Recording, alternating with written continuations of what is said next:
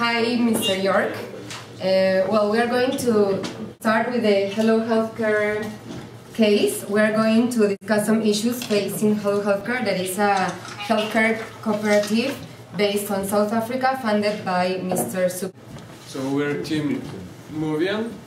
We're going to give first a brief explanation of healthcare to Mr. Azam. The HelloHealthCare was formed in 2007 by Zucchi and four other entrepreneurs whose businesses have been operated successfully in Africa for between 12 and 35 years, with the view that they could pool their resources and achieve much more than by operating themselves.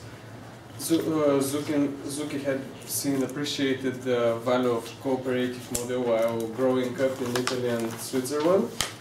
The HelloHealthCare cooperative model would enable partners to join tender for business, provide preferential supplier and customer relationship to each other, and we're going to expansion or consolidation. We think that in the short term, HelloHealthCare should consolidate in only and just to expand a little to Botswana, since it's close and to South Africa and has a well-developed infrastructure. Regarding the consolidation, we believe that the most important parts of it would be to have better interconnection and communication between the cooperatives. They have the pooling of the purchasing power, technological innovation, and cost efficiency, and improving delivery punctuality and efficiency. Team Mick and Team Rap will be expanding on those points. And as Victor said, we in the short term believe that we should consolidate and do sensible expansion into Botswana with a longer term vision to expand into other markets as well. We chose Botswana mainly because of this close approximation to South Africa, and due to their high expenditure on healthcare, which is 1,145 per capita. We also believe that it's favorable due to having existing partners such as Pharmaco and Migrant. And another important thing for Botswana is its healthcare infrastructure is quite developed compared to the other countries that you were looking at. For example, 84% of the population are within 5 miles of a primary healthcare facility. However, those primary healthcare facilities have certain problems where HelloHealthCare, I believe, can move the country forward in that direction. We also conducted a quick SWOT analysis regarding Botswana, and we believe their strengths are politically stable, they have a low corruption rate, they're also investor friendly. There is also opportunities where they're in the Southern African Customs Union, and there's a lot of rising government investments into the healthcare sector between the government and the Ministry of Health. They also have their weaknesses, such as the lack of qualified labor in the healthcare industry, and it's landlocked geographically, which makes it a bit more difficult to move goods around that are needed. Some of the threats would be that of regional stability. We also believe that in the healthcare sector itself, the problems are of the quality of the care. Even though they have 84% of the population is within a facility, the quality of the care is pretty weak. They have weak capacity management, it gets overcrowded all the time. There is a shortage in skilled laborers, and that all leads to low productivity. Due to the qualifications of the labor, they have inadequate capabilities in delivering decentralized healthcare services. And this is where we believe that HelloHealthCare can come in and give them that expertise and leave Botswana in a better. As for the long-term expansion, we believe within the consolidation process, Ghana needs to be developed further in the hope of being another operational hub for HelloHealthCare to expand into other countries. They're very close proximity to Nigeria and Senegal and some of the Franco-African countries. Makes it an ideal location for them to set up a hub there and hopefully expand aggressively in the future, but not in the short term. Mr. York, if you have any questions or comments, please feel free to ask right now to the team Movian. Perhaps, Team Movian, if I may just ask, what do you envision when you say setting up hubs, or when you think about Botswana? What practically are you expecting me to do? Well, because Botswana is so close to South Africa, I believe when you can expand into Botswana, you can use South Africa to deliver certain services and in some cases some of the labor that's in South Africa in order to expand into Botswana. Okay, so tomorrow morning, what do you want me to do? Jump in a car, drive there, and start knocking on clinics? Or what do you think practically it would mean? Well, one of the first ways to do this, since you already have existing partners there, such as Pharmaco, it would be suggested that you meet with such cooperatives and discuss possible primary healthcare services in Botswana, and basically see what can be done in that country, since they probably already have some expertise within the country. Hi, okay, we're Team Mick. This is Kong, Irene, and I'm Max.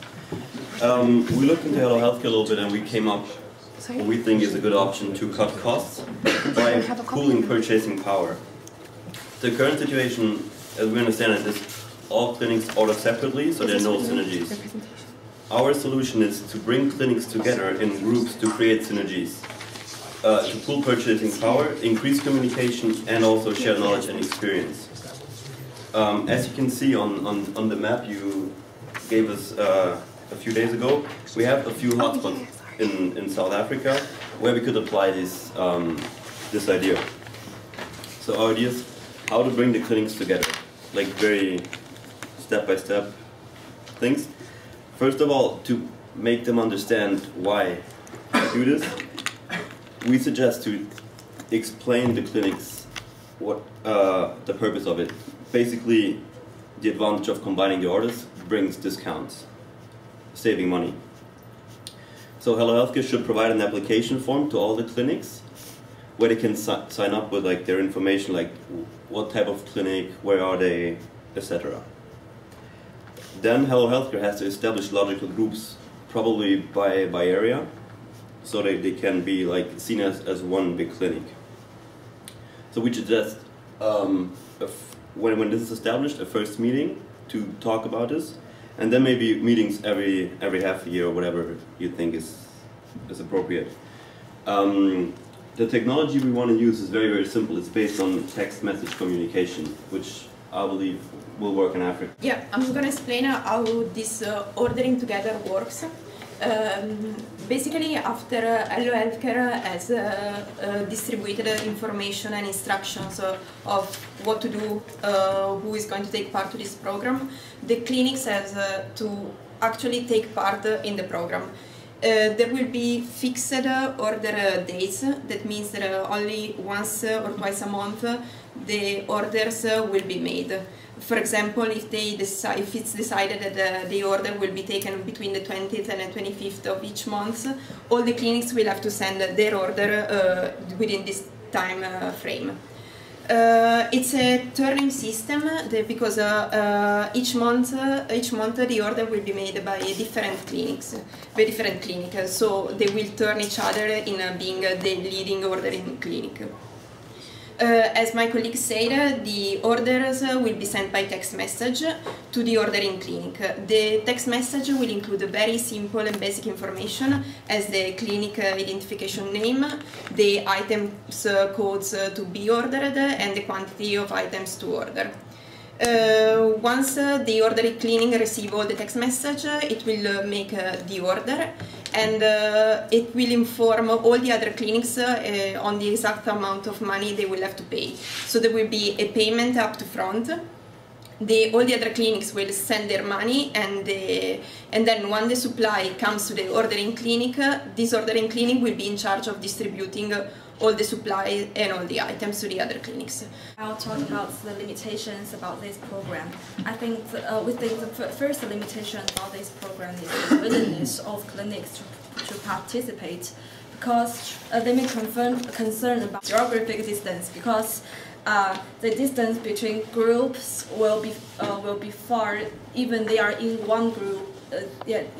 Even they are in one group. So it is hard for them to. They will lack of incentives to participate, and because they had to contact with each other and search some information about each other group. So it will be waste time to do these things.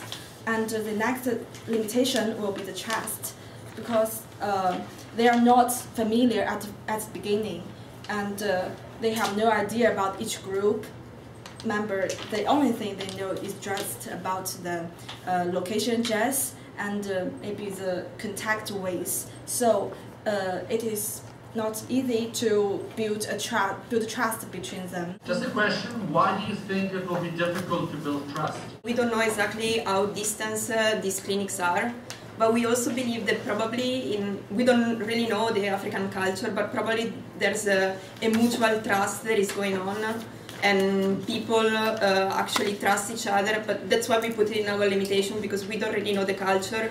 We believe there must be a possibility for trust, but we also are not sure if at the very beginning one clinic is not going to trust a clinic that is very, very far, and maybe it's in a village that is not well, that it doesn't have a very good reputation. That's why for us it's a limitation. Like, we've seen examples in Africa, like the Grameen Bank, where trust was very, very close. Like, people didn't know each other, but they still paid back the credits for the Grameen Bank example. So we believe the trust is not a major issue, but in the beginning, because the clinics don't know each other, they don't know what they're doing, there might be an issue, but not the most important concern we have. Okay, thank you. That's a very good suggestion. Yeah. Hello, we're Team Rep, Alessandro, Robert and Philip. Hello. We are going to talk about the need of a communication platform. We have defined some challenges and some problems. As challenge, we have specific individual project, the length of the project, international project and comparison, and overlapping between firms, because we have see these problems, this challenge in the business case. And we have some problems connected to this challenge, and continuous flow of information between partners, consistency of the information, and time delays, duplication of effort. The development of an IT system will optimize the communication within the cooperative, and in order to develop an IT system, there are 3 steps. The basic step, the standard one, is the using of telephone, mail. The additional equipment will be video chat, like Skype, Dropbox, and Google Docs or internal corporate blog. And the integrated solution, it's the most optimized one, and e-collaboration, enterprise, and cloud computing. Here, this is Robert. I imagine you have your PowerPoint presentation open, because we are now on slide 21. Just to give you some guidance, I don't know if you're lost. Let's keep listening in. Okay. Well, as Alessandro said, your idea is based on a cooperative, and you need to make sure that the different firms can communicate with each other, because otherwise your whole business is set at a risk. And well, IT can help you out with that, and we found a practical example on how the EU deals with it, and I think it gives you a good insight on how you could solve this problem. And it's also based on the second step. It's not only the standard communication method, but it involves additional equipment. So if you move on now to the example from the EU, they ran a project called Sector. It's mainly to do with torrefaction, doing research about biomass methods but that's not the point. I want to illustrate to you how they communicate together, how they can work together.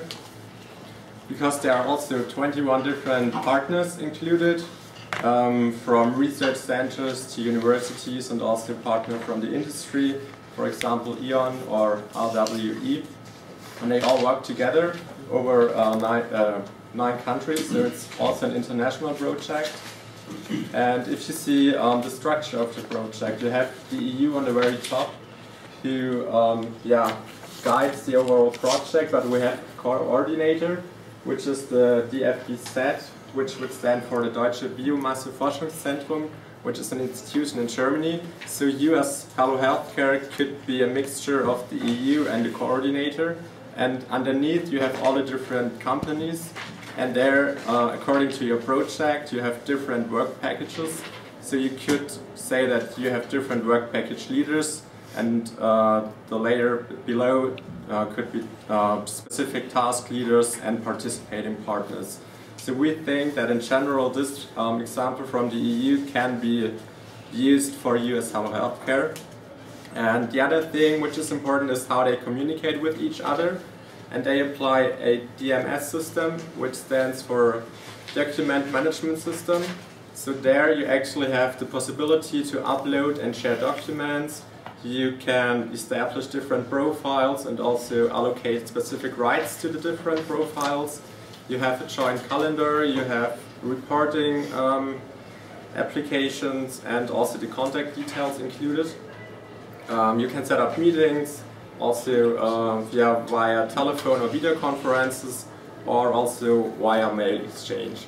So with this method you can ensure that you have a continuous flow of information, which is very important, because only then you can ensure that every partner knows what he has to do and you can make the project a success. However, there are also disadvantages. For instance, the participants stated that they have actually many mail contacts. So maybe you should try to, because now you more rely on calling each partner, as you told me, on Facebook, because you have a very close communication with them. But in the long run, and also if you're trying to expand, it is necessary that you establish a basic platform where the information exchange is ensured. And what is good with this DMS system is that you have a central project management which can actually monitor the project success, and you also have an efficient document supply. So this is the middle step of what is possible nowadays with technology. And I will now hand over to Philip, who will give you an outlook what could also be possible. Hello York. I will now talk about some integrated solutions that could be possible for HelloHealthCare to implement in the long run. We will talk about e-collaboration platforms, and when talking about e-collaboration, we have to emphasize that that's one type of e-collaboration, the IBM solution. If you can go 1 or 2 slides before that. But when talking about e-collaboration in general, it of course depends on the fact that you have access to the internet. So this is more a long-term solution to be implemented for you in your company, because it depends on people having internet access around the places where you want to communicate with them. With e-collaboration, it offers all participants access to a range of applications through a project portal online. And partners in the form of firms, participants in the form of firms, partners, clients and suppliers, they can all meet online on this project platform or portal. And here they will be able to manage projects, to communicate, to share information, to make knowledge management, process management, and in IBM solutions, for instance, there is also a possibility of web training online. And the advantages of e-collaboration in general is that it's a real-time based online collaboration. It's an efficient way of networking. It's independent of place and time, and it's fairly easy it would be fairly easy, we think, for HelloHealthCare to integrate to its current system landscape. And the slide you just showed me before, that was IBM's e-collaboration solution. And with that type of solution, you can have a profile, you can create your own homepage, You can have different communities. They even have a Wikipedia option where you can share knowledge. And of course, this is integrated with email and calendar. And you can also have blog space and an idea space to share ideas. But we also looked at another type of solution, which is an alternative to this professional solution from IBM. It's also a professional solution, but it's from a startup company that started in 2009. And it's called Podio. And there's a video in our presentation, and we don't know if you've already seen this video or not, but it kind of shows how Podio works. And what really sets Podio apart as an e-collaboration platform is the ability to control the work tools within Podio and not the other way around. So you decide how to structure your workspace within there, who to share the information with, which one of the partners you want to share that kind of information with. And you can choose from hundreds of Podio's own work apps that are free as soon as you've paid for the membership, of course. And you can also, what's really important with Podio is that you can actually create your own apps. So you can make apps specifically designed for HelloHealthCare. You can take an app within Podio designed for a company over here, and then you can say, okay, this app works great for this company. It might also work for our company in HelloHealthCare, but we might just do a bit of changes to this app to make it better work for us. And it's actually really user-friendly. I've been using this type of e-collaboration in the company where I've been working for, called Copenhagen Institute for Future Studies. And it really works well, and it's pretty easy to use actually. And the last slide, just before our conclusion slide, you can see the prices if you're interested in Podio. I think the idea is great. From your experience, does a software solution that you recommend allow for, if the internet is down, still to work on files or documents and share them only once the connection is live again? Actually, I'm not sure about that because I had internet connection the whole time when I was using it. So I didn't really experience the internet being down, but yeah, we would have to look into that. But I know for the EU project, for instance, there are DMS systems where this is possible. So that you work offline, and once the internet connection is established again, everything is updated. I guess it would be for Podio as well then, because it is a competitive project on the market, I know. Perfect. Great, thank you very much. It's a great idea. Just to recap, Team Movian wanted to consolidate in the short term and then in the long term move into Botswana and further develop Ghana. Team MIC wanted to pool all the resources together, whereas Team RAP want to integrate some sort of communication and technology into HelloHealthCare. I have a question for you, York. Out of these countries that HelloHealthCare is involved in, there's the United Arab Emirates.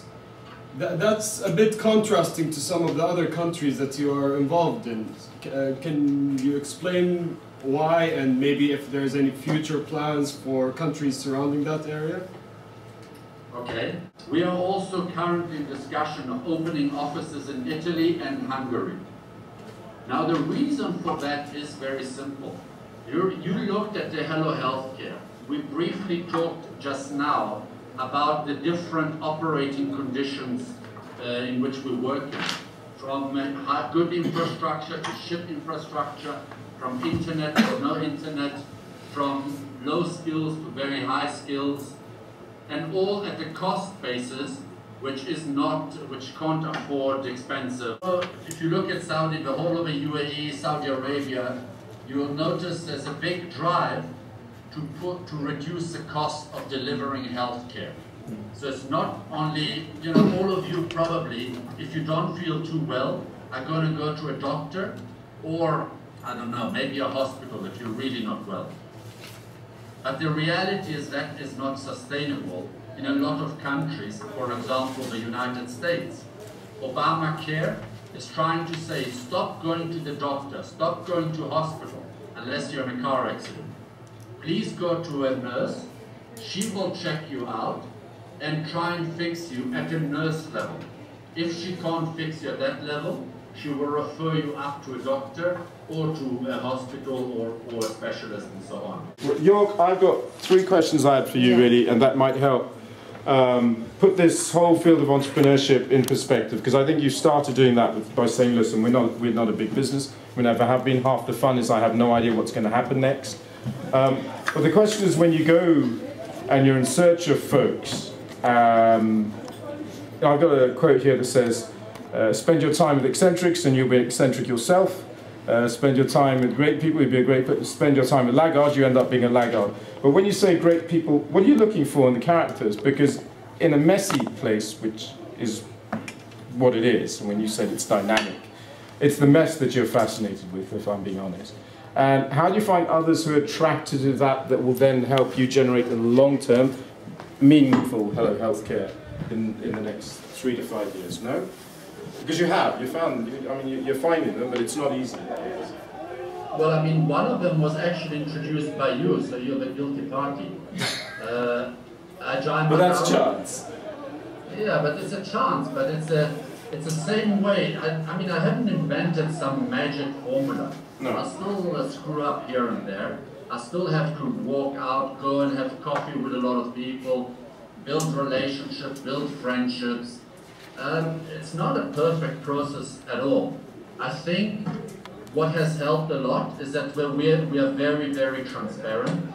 We're not greedy at all. Business schools are a great place to find people. Where you are right now at Regents, guys and girls, you're sitting, you're getting to know each other. You know who's bullshitter and who's honest. You know who's prepared to put in the hard work and who's a talker. You were describing each other before with the superpowers. You know that there's a lot of insight in that. And I hope that out of your experience at Regents, you bond friendships which go beyond platonic, let's have a beer friendships. Because that is the best due diligence you can ever possibly hope to do. And that's why business schools in Africa, for me, are a fantastic hunting ground for relationships. Good afternoon, York. I'm Azam. I'm the Programme Director. I've just been invited in by Ed to sit in and observe what's happened today. I think some of the stuff that you said has been very humble. I think you've come from a background, there's a sense of honesty and transparency when I listen to you and when I see you, and that's very refreshing to see, and I hope the students will see that. From an academia point of view, just listening to the options that the students gave to you, I would like to take it from a different angle, if you don't mind, and throw this at you. One of the key things I'm hearing from the students, and I think there'll be some feedback later from Ed, was we look at it from a resource-based point of view. Are you resource ready? And also in terms of competitive advantage, your capabilities, and what you're good at. And I was just wondering whether any of those 3 options, the scenarios that the students picked, whether they actually built on the capabilities of your organisation, or whether they were at a distance from there, and whether they actually work. So I don't know. That's probably for you. You know more about your capabilities and competitive advantage, where your value propositions lie, and whether those 3 options actually do harness that or not. The presentation was great. I thought you clearly understood or read the background.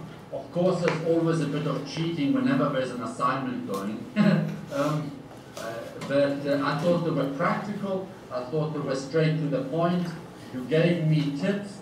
I thought the suggestion of, listen, go to Botswana first, consolidate there. Botswana or Mount, for example, is within driving distance from Johannesburg. It takes about 6 hours. So those suggestions were very good. I think I like the suggestion of speaking to Pharmaco.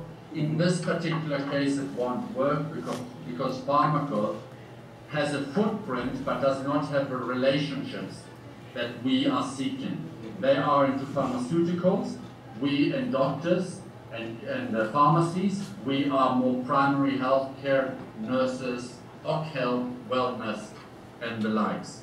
So there wasn't much of an overlap, but that's not, you couldn't have known that. But I think the idea is very, very good. Tap into, fundamentally, the people who already are there and ask them if they can't open doors, we can't do something together. Great suggestion. Listen, guys, if you want to fly down to South Africa, or if you want to work on a pilot project, whether it's SMS or email based, it doesn't matter.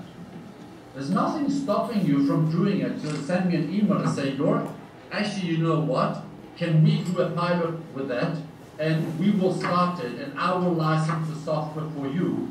And I'll pay you nothing for the first pilot project. We take it for a trial run, and if it takes off, we share on the revenue. Hey, York, thank you very much for your time, for giving us the opportunity to work in your really real company and to think different. Thank you for your comments and all your advices, and hopefully we all have the opportunity to go and visit you sometime. Very much love to, and thank you so much for being such kind hosts. Thank you. Thank you. Okay, so shall I comment on that? Yeah. So I've got for Mo and generally, well, it's really you, Mohammed, because you were speaking to them, right? I think you had a slow pace, which is a compliment, because you did not rush through what you had. I felt you were in control of your material, you had a sense of the facts, but when it came to that thing that I raised at the end, which is who or how would you do it, and he said, you know, so I've got to get in the car tomorrow morning and do something, what do I do? You need to be, that's the third level for which I grade highly on the feasibility reports, for example. That is, even if it's an example that may not fit perfectly, I'm looking for that. So I have, yes, 84% in a facility who have access to the facility, great. But then I've got practical questions, struggles. You made it up on the hop. Don't do that. Try not to. Try to say, well, I'll give it a thought and come back to you. Because that fits with your rhythm anyway, to be fair. No? You were controlled. And I like that about you, but be careful of responding just because the question's asked. I would suggest you paint the challenges, not simply in terms of that strategic challenge, but in terms of the challenges that entails. You know? That's what I meant when I said to him, and he said, you're being mean, Ed, is to drive the agenda, hold the agenda, which means to me that you'll have the agenda, actually, but it didn't come out, okay, for me. He liked it, but he's being sweet. He's a nice guy. I'm not. Icebreaker, cool, I like the icebreaker. Team Mick. Can't remember what the claim was, but I've got here data that justifies. When you were talking about, where's the team mix slides? 12, 13, 14, 15, 16, 17. Yeah, okay. How does the ordering work? No, that's you, and how do you bring clinics together? It starts at 12. No, sorry. No, but that's you covering it, right? That's your slides. Yeah. So what I've got this comment, data that justifies the claim orders will be sent via text message to ordering clinics, etc., etc., etc. I want values that suggest to him that there is a cost implied or that there is a productivity gain implied.